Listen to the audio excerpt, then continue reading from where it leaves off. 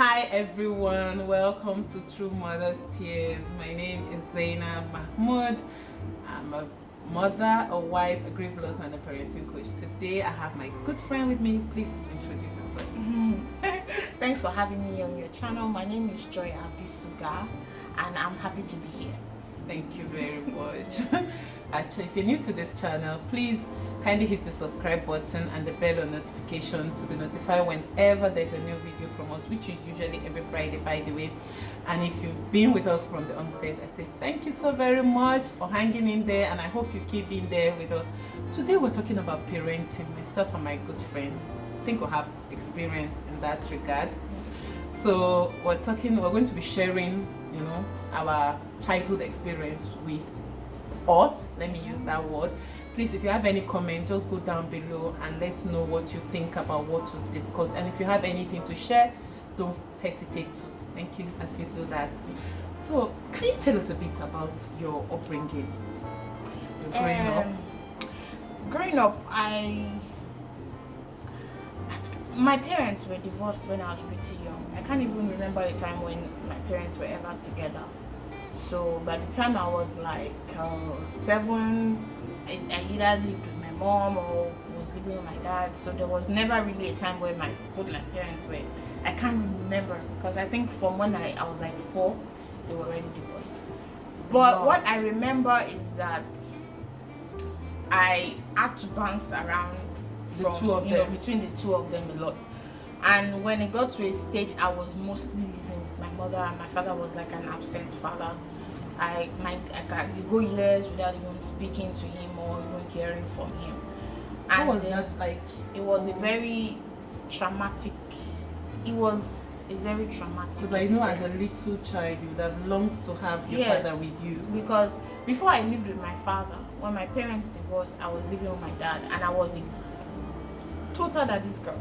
I love my father so much. When we moved to my mother's house and I was living with my mom, I would miss my dad a lot. I would want to see him, and how that love that you have and that longing and want for your father. Then I got used to it over time, but it made me a very angry child, because I felt like it's my mother's fault that I just, have you realized that it's the parent that is there that the children do not appreciate?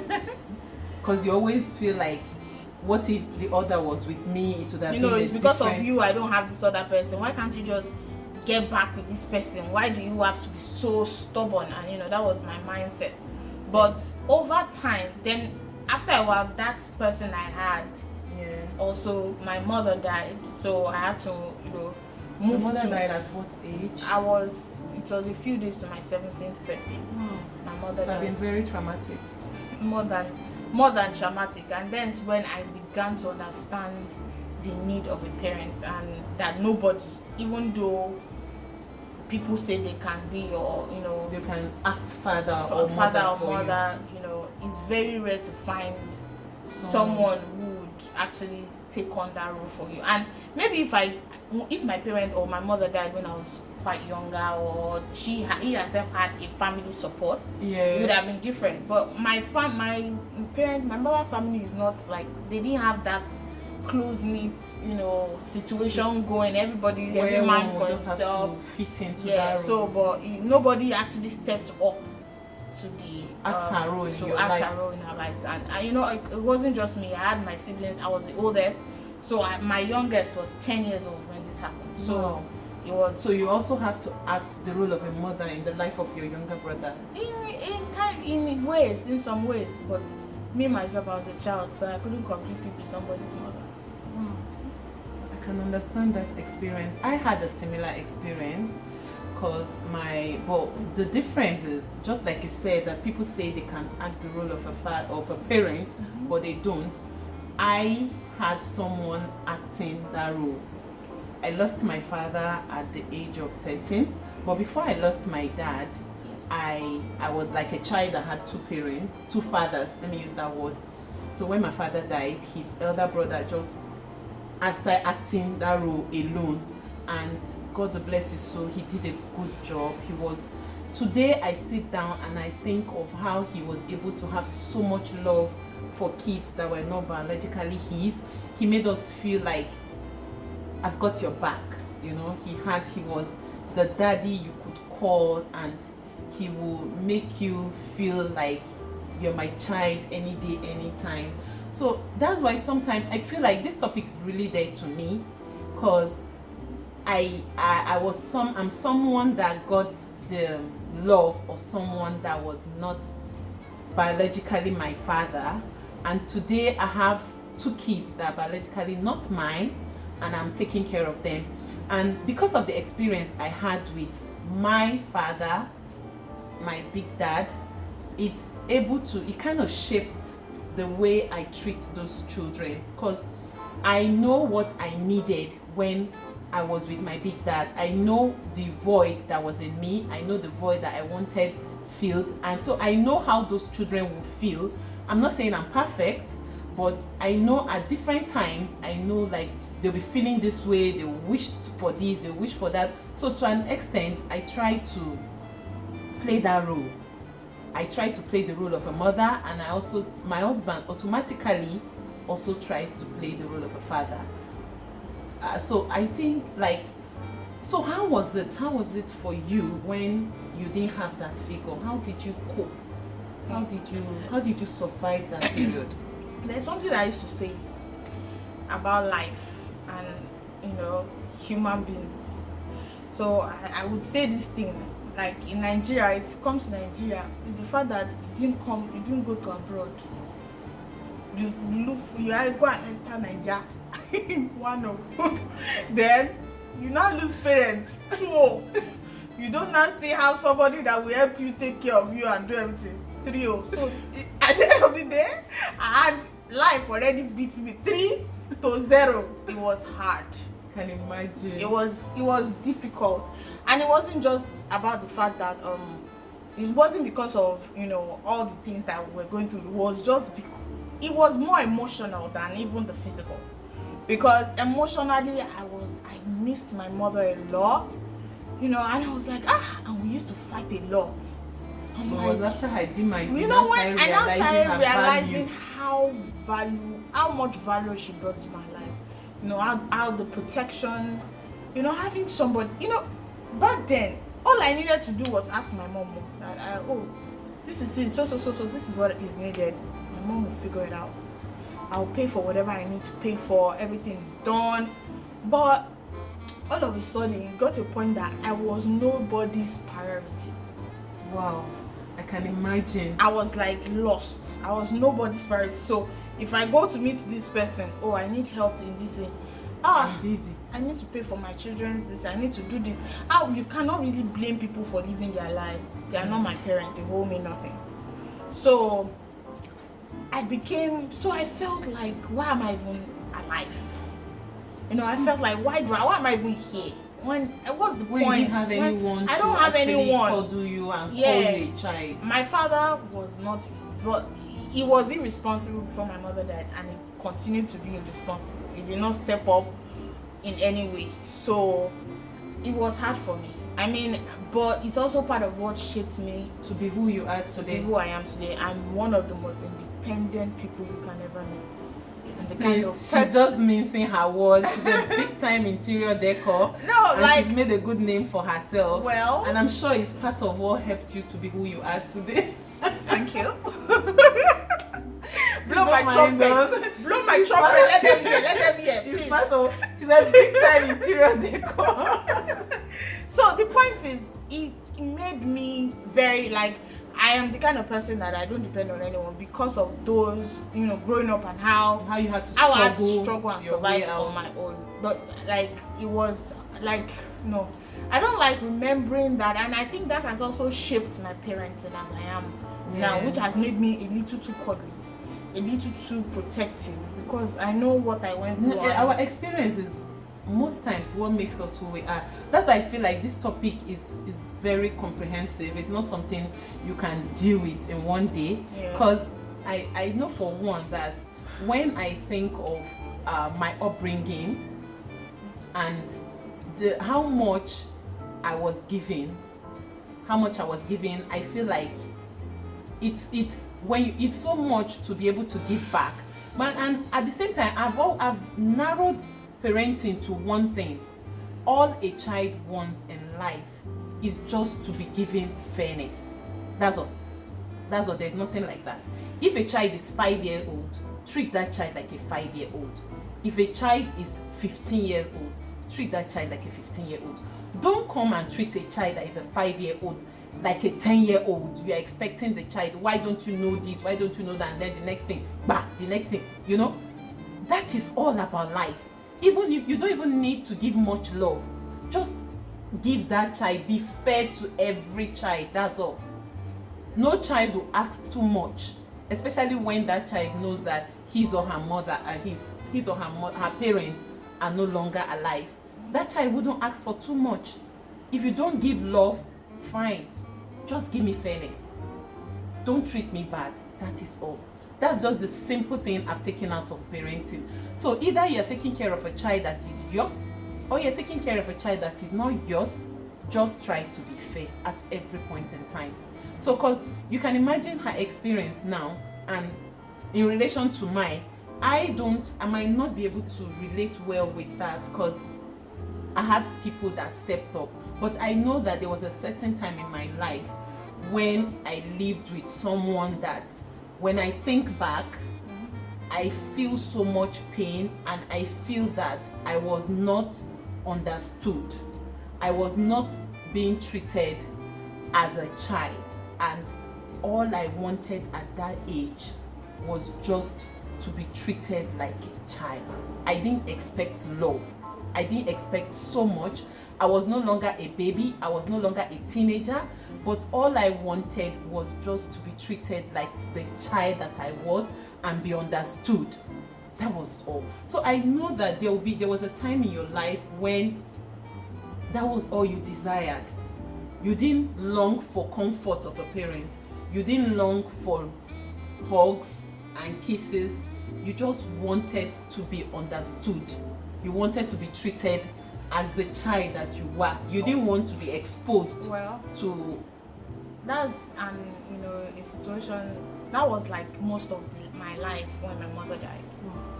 Because when she died, not quite long, I was 17. I was a few days to my 17th birthday when she died. So at that moment, I was a teenager. But the thing that they say teenagers are expected to act like adults but are treated like children. Yeah. So you're expecting me to act like an adult, but you're not treating me like an adult. You are still giving me the disrespectful, the bad side, the short end of the stick, and then still expect so much from me. When my mother died, a lot of things came into play. During that period, that made things difficult for me as a person. But I remember where I was living with family members. I was not treated great. Let me not even say. I just wanted like a situation where I don't even need you to do me the same way you do your child, but just treat me with human decency. Because as a human being, there are some things that you just want as a person. Don't talk down on me. Talk about respect. Let there be some. No matter the age, just respect. Yeah, respect that child. No matter how much older or how young the child is, respect that child. When you talk down, there's something called emotional abuse. It's a thing. It's a thing. It's a big thing. It's a big thing. When you're emotionally abusing, you're abusing a child emotionally when you're always. And no matter the age of that child, forget it. Even if the child is no longer a teenager, when you emotionally abuse a child, always it will keep ringing in that child's head to the extent that it start affecting the child's self-esteem. You see no good in yourself, especially when you've been made to feel like you can never do anything right. Because I've been at that angle, and I know how it feels when someone constantly tells you there's no good coming from you, there's never going to be any good about you. So it makes you, to an extent, even when you do good and people appreciate it, you're like, wow, are you for real?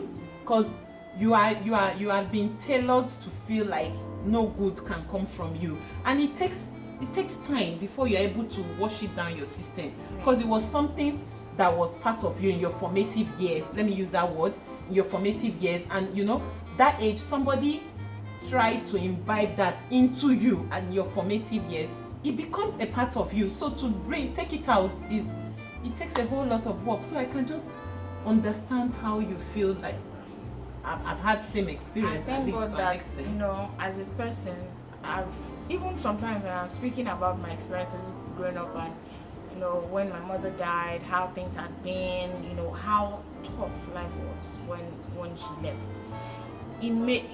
I would sit down, I would break down, cry so much, because you know, there were this time people who you expect that they'll be there for you. They would disappoint. They would literally not be there for you. At that time, they would choose themselves over you over and over again, and that became, you know, I was used to disappointment and used to not being anybody's number one. But you know, in some cases, that would make the lady settle for less. That would make the lady, you know, or the guy just go for, I want a family, and because of that, they just go for anything. But that made my standards pretty high. I was like, you know what? I know what I want. I know this what I'm not going to settle for less, which is what made me. I got the good end of the stick. But I've seen ladies who have been in my situation who, because of the fact that they were being maltreated, or they didn't get support or family or love, start to look for love in the wrong places, and because of that, you see them rushing into marriages and relationships where they are being abused, because they are so used to when you are used to being abused, it becomes a thing for you. Then they, even when they are not abused, they want to be abused. You know that there are some people that are mentally, they have become so sick, because you have to be sick to be letting somebody abuse you. I believe that you must be mentally deranged yourself for you to let somebody to maltreat you. I mean, I know somebody that told me once, that said that she doesn't like a relationship where she doesn't cry. Imagine. Why? Like, imagine. I have to when cry. You go to, I've missed crying. And when you go to find out about her background, you discover something went wrong somewhere. And they're used, like, if the guy doesn't beat me, it means he doesn't love me. You know, all those cases where someone, they are looking forward to the part where the guy will apologize, the begging part, so they would stay and continue to get that high. So when you see somebody that is being emotionally or physically abused and they still stay in that relationship, they need to see a therapist. Okay, that's one. Then another, because this video is getting too long, so I'm trying to wrap it up here. Let me just say this. I had it. There was a time one of the kids that I'm taking care of, you know, did something. I got tired and I felt like I was going to return him to his parent. And thank God I spoke to my elder sister, and she gave me some words of wisdom, which I think we should end with today. You know, she told me that two things. If you return that child, you actually took the child away from the environment he is, because you want a better life for him. So when you return him to that environment, he might end up becoming who you didn't want him to become. And he'll be a menace to you and to the society. And when you see him and think back, you will regret why you took him back to that environment. That's one. Two, if you return him, he will still be who he's destined to be. If God destined him to be great in life, he'll be great. And then when you see him in that period of his greatness, you will wish, wow, I wish I was part of this. I wish I was the one that brought this on. And then you will now look back and feel it was that past till now was not actually a long time. Because when we think future is far, future is actually not very far. So when you look at it, you'll be like, oh, I wish I was more patient. I wish I was more tolerant. Possibly I would have been part of the people to take, I would have beaten my chest to say, yes, I have produced this, and it will make you very proud of yourself. But because you were not patient enough, you had to let him go, and to the glory of God, he is who God has always destined him to be. So she told me, have patience. It wasn't like you also didn't give trouble to the people that took care of you. So just have patience. I can't tell you to have enough of it. You need to have loads and loads of it, because it's going to get you upset every day. And for a fact that he's not biologically yours, you might easily get angry at what he does. So I'll just advise you to be more patient, more easygoing on him, and before you know it, that future that we think is far will be here, and then you'll be proud of yourself that by God's grace you produce something great. So that's all I want to leave us with today. Do you have final words you want to tell our audience? Well, yes, I want to say that, if you know that you don't have the patience to take care of somebody else's child, it's not really a bad thing. Just like some of us just don't, like some people don't just have that patience. And what do? Help. You can help from afar. Yes. You can, give what you can, support the way you can support in your own little way from afar. But when you take on somebody's child, that, oh, come over, let me be your parent, know that you have to in every way be a parent. That means in all, you have to be fair with him. The way you have your own kids, and it's not like you buy something better for your children, because they are children. They always will feel notice, they'll feel it, that so if just like if it was your child, you'd have bought the same thing for them. Make sure you buy the same thing for them. If you can't do that, you can't treat children fairly. Then don't take on anybody's child. So that's my Thank you for listening to us. Like I said, it's a comprehensive topic. So one of these days we might have to come back here, and I hope you'll be here to, be with us. If you pay me. Thank you very much for listening to us, and till next week when you get another video from us, do take care and have a lovely day. Bye.